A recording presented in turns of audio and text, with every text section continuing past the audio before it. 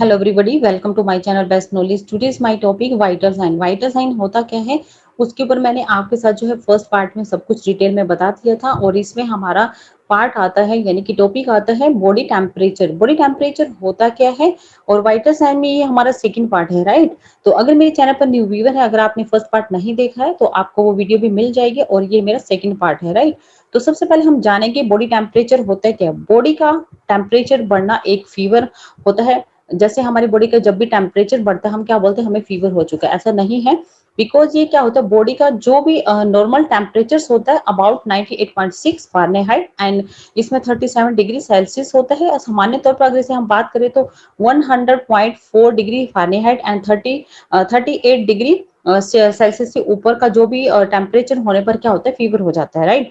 जैसे कोई बच्चा है, अगर उसे फीवर हुआ है 102 103, ये क्या होता है, हमारी बॉडी के टेम्परेचर हाई होने पर क्या होता है, फीवर हो जाता है। हर व्यक्ति के बॉडी का जो टेम्परेचर होता है वो डिफरेंट हो सकता है, और दिन के समय कुछ और होता है, ठीक है। अगर बाहर का टेम्परेचर ज्यादा ही हीट है तो हमारे बॉडी का टेम्परेचर क्या होता है, वो मतलब ज्यादा हीट प्रोड्यूस करने लगता है, तो हमारी बॉडी का टेम्परेचर बढ़ जाता है, राइट। तो इसमें क्या होता है, कई जो लोग होते हैं, यानी कि कई ऐसे हैं जिनको मालूम ही नहीं है कि जो 99 डिग्री फारेनहाइट फीवर है या नहीं है। बॉडी का टेम्परेचर जो है बढ़ने से अक्सर क्या होता है, हम टेंशन में हो जाते हैं। बढ़े हुए टेम्परेचर को ही फीवर ही समझा जाता है, राइट। ऐसी कंडीशन में लोग खुद ही जो है मेडिसिन ले लेते हैं, फीवर की मेडिसिन ले लेते हैं। लेकिन अगर ये टेम्परेचर 99 डिग्री फारेनहाइट हो तो ये क्या होता है, ऐसा मजस रहता है, राइट। तो चलिए हम इसके ऊपर बात कर लेते हैं, जिसमें जो टॉपिक दिया गया है वाइटल साइन के ऊपर देख लेते हैं। Vital signs are a basic component assessment of physiological and psychological health. Client body temperature, pulse, respiration, and blood pressure are the sign of life. Assessment of vital sign allow the runs. Means इसमें क्या बोला गया है, पहले vital sign के बारे में हम थोड़ा जानते हैं। जब भी हम हॉस्पिटल में जाते हैं और हॉस्पिटल में डॉक्टर एंड नर्सेज जो होते हैं, फर्स्ट ऑफ ऑल हमारा जो हेल्थ असेसमेंट है करने के लिए, जो भी डेमोस्ट्रेटिक डाटा कलेक्ट करने के लिए हमारी बॉडी का टेम्परेचर, बीपी, रेस्पिरेशन चेक किया जाता है। हार्ट रेट, पल्स रेट उससे अच्छे से चेक किया जाता है। ये सभी चीजें क्या आप बताती हैं, ये सब चेक करने के बाद ही रिजल्ट निकल कर आता है। इसी पर हम बात करेंगे। वाइटल साइन का ओवरव्यू बताना चाहूंगी। कई चीजें वाइटल साइन में इंक्लूड की जाती हैं। तो वाइटल साइन होता क्या है एक्चुअली में, जो कोई भी पर्सन है, इंडिविजुअल है, उसकी जो फिजियोलॉजिकल स्टेट क्या है और उसकी जो साइकोलॉजिकल स्टेट क्या है, उसका जो हेल्थ असेसमेंट जो करते हैं, उसे एक डेमोग्राफी डाटा कलेक्ट करते हैं, स्टैटिस्टिक डाटा कलेक्ट करते हैं, ठीक है।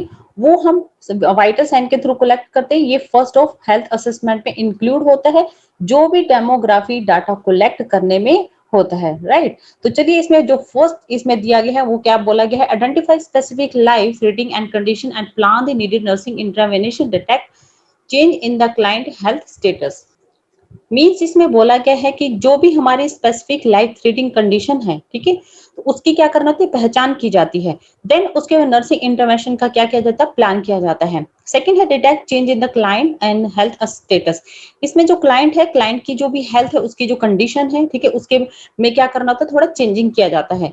सेकंड इसके बाद आता है vital sign and cardinal sign in the normal healthy individual remain unconsonant. They are called vital sign because of the following reasons. Means एक नॉर्मल हेल्दी इंडिविजुअल पर्सन में इंपॉर्टेंट साइन, कार्डिनल साइन रहते हैं, उन्हें vital sign कहा जाता है, right. तो इसमें फर्स्ट आता है these finding are govern by vital organs and often remain even the slighting and deviations from the normal body functions. Means ये क्या होता है, ये इंपॉर्टेंट ऑर्गन के थ्रू कंट्रोल करते हैं, और ज्यादातर यहाँ तक कि ये क्या डेविएशंस करते हैं, बॉडी के नॉर्मल फंक्शन से थोड़ा स्लाइटेड डेविएशंस होता है। नेक्स्ट इसके बाद आता है the change in the conditions of the client, improvement of irrigations may be detected by the observations of this signs. Mean इसमें क्या बोला गया है, इसमें के क्लाइंट की कंडीशन में चेंज, इंप्रूवमेंट एंड इसमें रिलेशंस ऑब्जर्वेशन से पता लगाया जा सकता है। थर्ड पॉइंट आते हैं significant deviation in this finding में indicate problems relating to insufficient and components of the oxygen blood and depletions. इसमें आता है electrolyte imbalance, bacterial invasions and other problems. Means इसमें बोला गया इन निष्कर्षों में क्या होता है, इंपॉर्टेंस और डिफरेंट प्रॉब्लम्स का साइन दे सकती है। ऑक्सीजन की ज्यादा खपत होती है, ठीक है, ब्लड की कमी से related electrolyte imbalance, bacterial invasions and other problem से हो सकता है।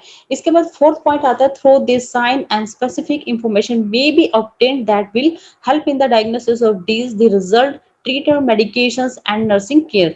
मींस इसमें क्या बोला गया, इन साइन के थ्रू से स्पेसिफिक इंफॉर्मेशन प्राप्त की जा सकती है जो डायग्नोसिस ऑफ डिजीज में हेल्प ट्रीटमेंट का रिजल्ट दिखाई देता है, मेडिसिन एंड नर्सिंग केयर होना एक्सेट्रा, राइट। इसके बाद नेक्स्ट पॉइंट आता है, इसमें बोला गया है even a client emotion state में also cause a significant variation in this symptoms.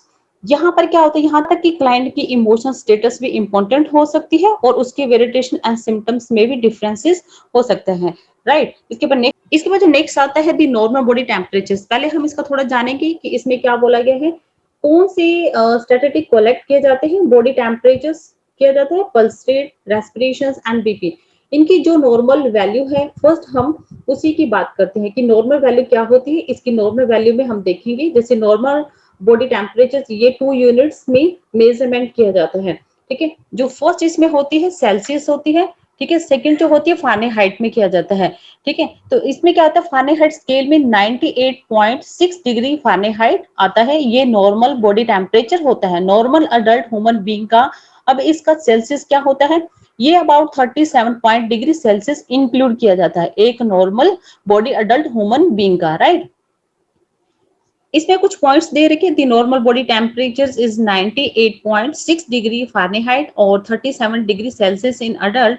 The normal pulse rate is 72 minutes in adult. The normal respiration is 16 minute in adult. The normal blood pressure is 120/80 mm of Hg in adult.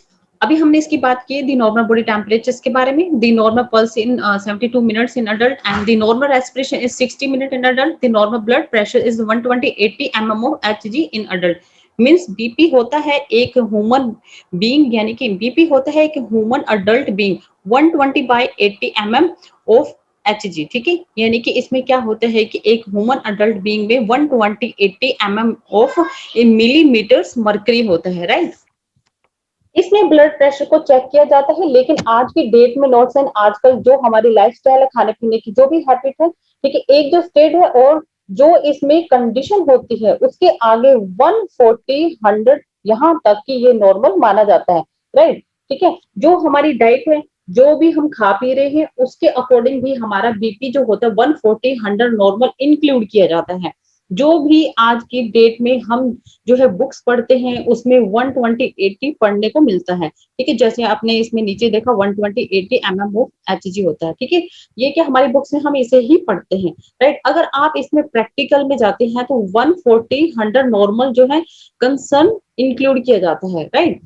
इसमें क्या होता है कि pulse rate में इसमें कितनी normal pulse जो है 72 मिनट इन अडल्ट मीन्स इसमें बोला है कि इसे पल्स रेट या हम इसे हार्ट रेट भी कहते हैं। ये पल्स रेट एक नॉर्मल 70 से 80 से बीपीएम करते हैं, यानी कि बीपीएम का मीन्स होता है कि बीट्स पर मिनट। इसमें के एक एग्जैक्टली जो बोलते हैं 70 पर बीट मिनट की बात करते हैं कि 1 मिनट में 72 बार हमारा हार्ट बीट करता है, ठीक है। की बात करें तो इसमें क्या होता है, जो हमारा रेस्पिरेट होता है वो हमारा 60 से 20 बीट पर मिनट होता है। 1 मिनट में हम 60 से 20 बार ब्रीथ इन करते हैं एंड आउट करते हैं, राइट। इसके बाद जो नेक्स्ट आता है बॉडी टेम्परेचर आता है, ठीक है। इसमें क्या होता है कि टेम्परेचर यानी कि बॉडी का टेम्परेचर लेने के लिए थर्मोमीटर का यूज किया जाता है, ठीक है। पल्स रेट को असेस करने के लिए फर्स्ट हमारे पास जो वॉच होनी चाहिए, ठीक है। और जब हम पेशेंट की पल्स रेट चेक करें तो वॉच को देकर ही किया जाता है, और इसमें क्या स्टेथोस्कोप के जो काउंट थ्रू और इसमें मैनुअल असेसमेंट के थ्रू भी होता है। जब हम अपने हैंड से उसे फील करते हैं, आप जानते हैं कि जैसे 3 फिंगर्स का जो मेनली इंडेक्स फिंगर और मिडल फिंगर का, इसे लेकर हम क्या होते हैं मैनुअल जो इसमें एग्जामिनेशन के थ्रू रेट को फील करते हैं, राइट। रेस्पिरेशन रेट जो होती है इसे असेस करने के लिए फर्स्ट वॉच होता है।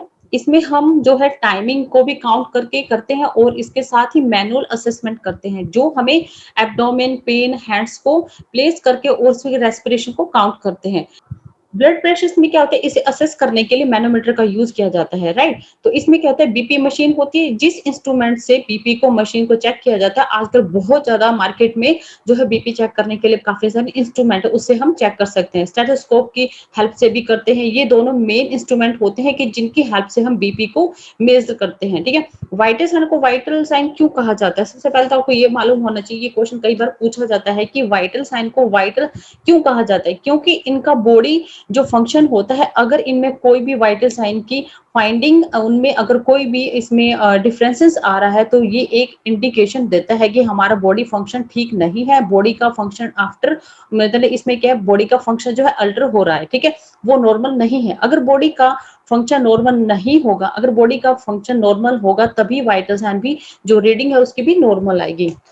स्पेसिफिक ऑब्जर्वेशन की बात करें, अगर हम इन फाइंडिंग में किसी भी स्पेसिफिक ऑब्जर्वेशन करते हैं, तो हम इनकी हेल्प से भी कर सकते हैं। अगर बॉडी में कोई अल्टरेशंस में कोई भी डिफरेंसेस है, तो मीन्स बॉडी में कोई डिजीज हो रही है। उस फाइंडिंग के बेस पर भी उन फाइंडिंग के क्या होते हैं, डिजीज को डायग्नोसिस करते हैं। बॉडी टेम्परेचर होता क्या है, इसे कैसे गेन किया जाता है, और इसे क्या कहता है, बहुत सारी चीजें हम देखेंगे, और यहाँ पर जो है कंट्रोल इसे किया जाता है, ठीक है। टेम्परेचर एक ऐसा एक डिग्री होती है जो बॉडी के थ्रू मेंटेन की जा सकती है। थर्मोजेनेसिस और थर्मोलाइसिस दोनों के जो प्रोसेस के बीच में एक कैसे जो है डिग्री मेंटेन की जा सकती है, जिसे बॉडी टेम्परेचर कहा जाता है। नीचे आप देख पा रहे हैं थर्मोजेनेसिस, एंड इसमें नेक्स्ट आता है इसमें थर्मोलाइसिस, ठीक है। ये क्या होता है, थर्मोजेनेसिस का मीन्स क्या होता है, थर्मो का मीन्स होता है कि टेम्परेचर, जेनेसिस का मीन्स होता है प्रोडक्शन, ये जनरेट करना, टेम्परेचर को प्रोड्यूस करना, ठीक है। टेम्परेचर का जो भी प्रोडक्शन होता है बॉडी में, उसके और क्या होता है, थर्मोलाइसिस के थ्रू होता है। अब हम बात करते हैं थर्मोलाइसिस क्या होता है। थर्मोलाइसिस यानी कि थर्मो का मीन्स तो आपको मालूम ही है कि टेम्परेचर। अब हम लाइसिस का मतलब होता है कि लॉस, यानी कि टेम्परेचर का लॉस होना, हीट का बॉडी से निकलना, यानी कि इसमें है एग्जॉस्ट हो जाना। इन दोनों के बीच में जो भी बैलेंस है, वो हीट बॉडी में क्या करती है, बचाती है, और वही हमारी बॉडी का टेम्परेचर होता है। नेक्स्ट आता है ways of प्रोडक्टिंग heat in the body. इसमें है oxidation of the food, means इसमें आपको मैं बता देती हूँ, बहुत ज्यादा लंबा हो जाएगा वीडियो, तो इसमें हम बात कर लेते हैं, मैं आपको पूरे इसमें कंप्लीट बता देती हूँ। इसमें क्या होता है कि जो ways of प्रोडक्टिंग heat in the body, यानी कि कैसे बॉडी में हीट प्रोड्यूस होती है, यानी कि इसमें ऑक्सीडेशन ऑफ फूड मीन्स इसमें बोला गया फूड का जो भी ऑक्सीडेशन होता है, जिसे ऑक्सीकरण कहा जाता है, ये होता क्या है, डाइजेशन एंड मेटाबॉलिज्म, ठीक है। जो ये प्रोसेस होता है, फूड का डाइजेशन होना, उनका डाइजेस्ट होना, और क्या मेटाबॉलिज्ड होना, और एनर्जी को प्रोड्यूस होना, ये एक प्रोसेस होती है जिससे हमें जो हीट मिलती है, एनर्जी मिलती है। एनर्जी हमें हीट के फॉर्म में मिलती है, जो फूड से मिलती है, ठीक है। तो ये क्या एनर्जी ऑक्सीडेशन ऑफ फूड से मिलती रहती है। नेक्स्ट इसके बाद जो पॉइंट आता है, इसमें specific dynamic action of food, इसमें हम बात करेंगे। तो इसमें क्या बोला गया है, फूड का जो स्पेसिफिक डायनेमिक एक्शन क्या होता है, जो हमारा बेसल मेटाबॉलिज्म होता है, जो बेसल मेटाबॉलिक रेट होता है, ठीक है, इंटरनली जो भी एक्शन होता है, उस पर फूड का क्या इम्पैक्ट है, उसे स्पेसिफिक डायनेमिक एक्शन फूड कहते हैं, ठीक है।